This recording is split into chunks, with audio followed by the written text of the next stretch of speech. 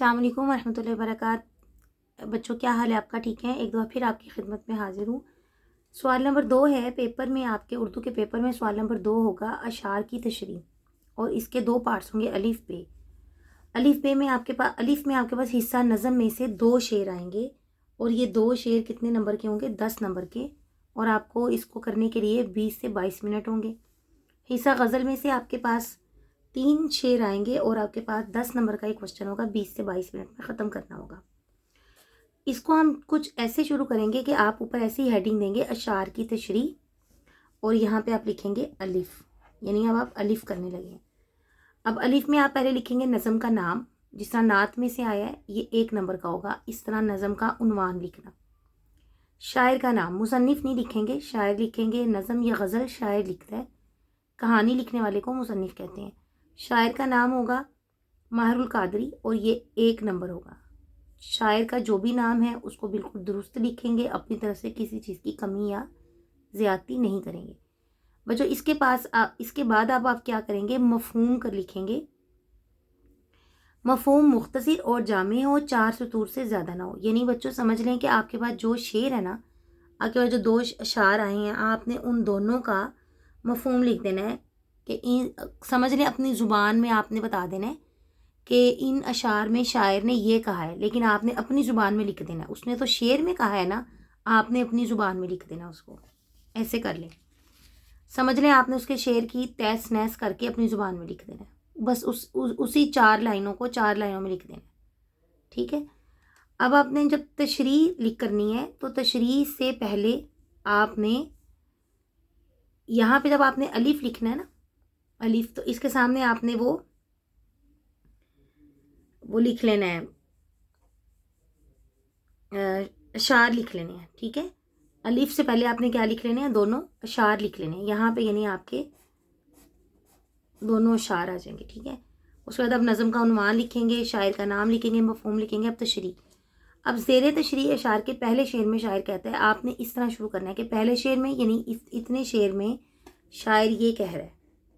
اب وہ جو کہہ رہا ہے آپ اس کو دل کھول کر بیان کریں کہ وہ یہ کہہ رہا ہے، اور آپ نے اس کو کہاں تک لے کے جانا ہے؟ 1.5 صفحے تک، ٹھیک ہے؟ پھر آپ نے لکھ دینا ہے، جب آپ وہ مکمل کر لیں گے، پھر آپ نے لکھنا ہے دوبارہ زیر تشریح اشعار کے دوسرے شعر میں شاعر کہتا ہے کہ بے شک آپ یہاں پہ پہلے شعر میں شاعر کہتا ہے، اس کو ذرا بولڈ مارکر سے لکھ دیں، اور اسی طرح جب آپ دوسرا شعر کریں گے تو اس میں بھی آپ دوسرے شعر میں شاعر کہتا ہے کہ آپ اس طرح کر دیں، لیکن آپ اکٹھی ہی کریں گے۔ اس کی وجہ یہ ہے کہ دونوں شعر ایک ہی نظم سے دیے جاتے ہیں، اور ان کا مفہوم ملتا جلتا ہوتا ہے، تو آپ ان کو علیحدہ علیحدہ نہیں کریں گے، بلکہ اکٹھا لکھ کر دونوں اشعار کو اس کی اکٹھی تشریح کریں گے، لیکن پہلے آپ 2 کی کریں گے، پھر آپ 2 کی کریں گے۔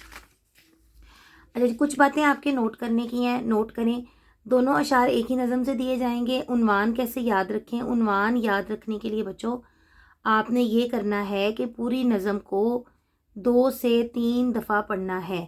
جب آپ 2 سے 3 دفعہ پڑھیں گے تو آپ کو اس نظم کا انداز سے پتہ چل جائے گا کہ یہ ایک ہی نظم کے شعر ہیں اور فلاں نظم کے ہیں۔ اچھا جی، عنوان اور شاعر، اب آپ کو اس کا طریقہ آنا چاہیے، آپ نے اس کو اس طرح لکھنا ہے، ٹھیک ہے؟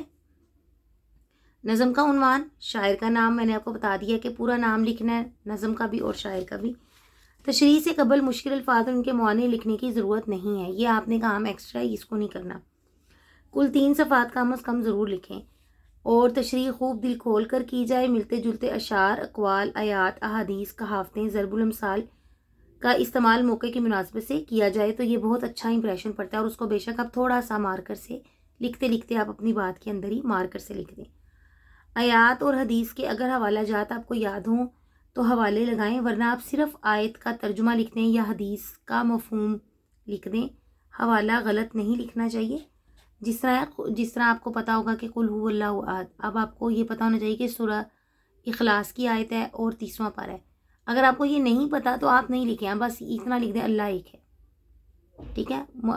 القرآن آگے لکھ دیں القرآن۔ اسی طرح آپ لکھ دیں مفہوم حدیث، کوئی حدیث آپ نے کوٹ کی، آگے لکھ دیں مفہوم حدیث۔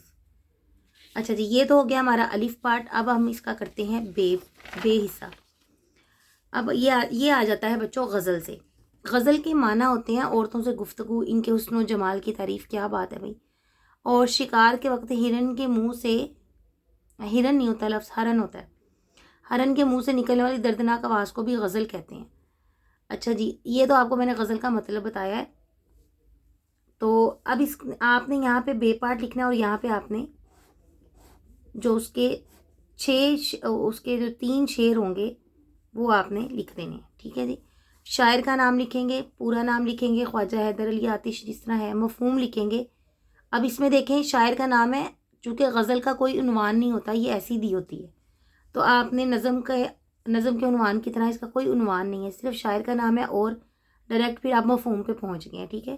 مفہوم وہی والا، وہی طریقہ کار ہے کہ مختصر جامع 3 سطور سے زیادہ نہ ہو.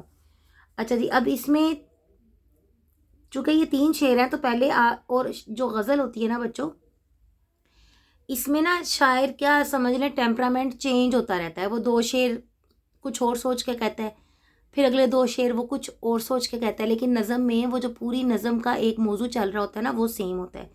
غزل میں ایسے نہیں ہوتا، پہلے 2 شعر کسی اور موضوع پہ ہوں گے، اگلے 2 شعروں میں اس کی ذرا ٹون چینج ہو جائے گی، اس کا ڈائریکشن سمجھ لیں چینج ہو جائے گی. تو آپ نے 2 شعر کر کے اس کی تشریح کرنی ہے. زیر تشریح اشعار کے پہلے شعر میں شاعر کہتا ہے کہ جب جو بھی کہتا ہے اس کو دل کھول کے لکھیں گے یہاں پہ. ٹھیک ہے جی. پھر آپ دوبارہ لکھیں گے زیر تشریح اشعار کے دوسرے شعر میں شاعر کہتا ہے، آپ پھر وہ لکھیں گے. پھر زیر تشریح اشعار کے تیسرے شعر میں شاعر کہتا ہے، پھر آپ وہ لکھیں گے. اور آپ چاہیں تو یہاں پر وہ 2 شعر لکھ لیں، پھر آپ تشریح کر دیں، پھر 2 شعر لکھ کے پھر تشریح کر دیں، اور پھر 2 شعر لکھ کے پھر تشریح کر دیں. لیکن نظم میں آپ ان 4 کو اکٹھا لکھ دیں، اور 4 کو کہہ رہی ہوں دونوں اشعار کو اکٹھا لکھ دیں، یعنی 4 لائنوں کو، اور پھر اس کی تشریح کریں تو آپ کو نظم کے تشریح میں آسانی ہوگی، کیونکہ ملتی جلتی بات ہے. یہ بالکل مختلف بات ہے، تو اس کو آپ علیحدہ علیحدہ ہی کریں گے. اب کچھ چیزیں آپ نے نوٹ کرنی ہیں، کچھ میں نے بتا بھی دی ہیں، لیکن کچھ آپ نوٹ بھی کر لیں کہ شاعر کا نام 1 نمبر کا ہے، 3 اشعار کی تشریح ہے تو یہ 3 نمبر کی ہیں، اور اس طرح یہ 9 نمبر ہو گئے. ایک شعر کی تشریح آپ نے 1.5 سے 2 صفحات پر کرنی ہے. ہر شعر کی تشریح الگ الگ کرنی چاہیے، کیونکہ غزل کا ہر شعر دوسرے شعر سے موضوع اور مفہوم کے اعتبار سے مختلف ہوتا ہے. تشریح سے قبل تشریح طلب شعر ضرور لکھیں، یعنی جب آپ نے تشریح شروع کرنی ہے تو آپ پہلے یہاں پہ پہلا شعر لکھ رہے ہیں نا، تو پہلا شعر لکھ دیں گے. پھر آپ جب دوسرا شعر لکھیں گے تو پھر آپ پہلے شعر لکھیں گے، پھر آپ لکھیں گے زیر تشریح اشعار کے دوسرے شعر میں شاعر کہتا ہے. سمجھ آ گئی ہے نا بات کی. اور ہم نے کیا کرنا ہے، شاعر کا نام درست لکھنا ہے، املا درست ہو. تخلص لکھ دینا کافی نہیں ہے، تخلص نہیں لکھنا، نام لکھنا ہے اس کا. دوران تشریح یہ پیچھے والی بات ہے، آیات، حدیث، اقوال اور موضوع اشعار کا موقع محل کے مطابق استعمال کر سکتے ہیں آپ. غزلیات کے اشعار متنوع اور ہمہ گیر ہوتے ہیں، اس لیے اس کو تمام پہلوؤں سے پرکھیں. یعنی لازمی نہیں ہے کہ آپ کو دیکھنے میں لگ رہا ہے کہ وہ عاشقی کا شعر ہے تو آپ اس کو بس محبوب پہ ہی سیٹ کر دیں، اور جو غزل ہے تو وہ عاشق حقیقی مجازی 2 ہوتے ہیں نا، جیسے اللہ پہ بھی بات ہو سکتی ہے وہ. تو آپ نے اس کو ہر اعتبار سے اس کو پرکھ کے لکھنا ہے، مطلب لمبی لمبی چھوڑنی ہے. اور جب آپ شعر پڑھیں گے نا تب بھی آپ نے اچھی طرح اس کی تشریح ایک دفعہ پڑھ لینی ہے. غزل میں تیسرے شخص یا عاشق کی ترجمانی ہوتی ہے، لہٰذا اس کے لحاظ سے تشریح کریں. یعنی غزل میں یہ ہوتا ہے کہ شاعر اپنی بات نہیں کرتا، یا وہ اپنے ذہن میں کسی اور شخص کو رکھ کے کر رہا ہوتا ہے. واضح یعنی ڈائریکٹ وہ سامنے نہیں آتا ہے، انڈائریکٹلی بات پہنچا رہا ہوتا ہے کسی شخص کے ذریعے یا کسی اور طرح سے ڈھکے چھپے الفاظ میں. تو آپ نے شاعر کے اوپر سیٹ کر کے نہیں اس کی تشریح کرنی، بلکہ آپ نے دوسری تیسرے شخص کو ہی سامنے رکھنا ہے. اب یہ اس بات کا آپ کو کیسے پتہ چلے گا بچوں؟ کیسے بھی نہیں پتہ چلے گا. آپ اپنی غزل پڑھیں گے، آپ کے پاس جو بھی کی بک ہے اس کا آئینہ ہے، اردو کا جو بھی کتاب ہے آپ اس کو کھولیں گے، اشعار پڑھیں گے، ان چیزوں کو ذہن میں رکھیں گے، اور اب آپ پڑھیں گے تو آپ کو بالکل پکچر کلیئر ہو جائے گی آئینے کی طرح. ٹھیک ہے جی.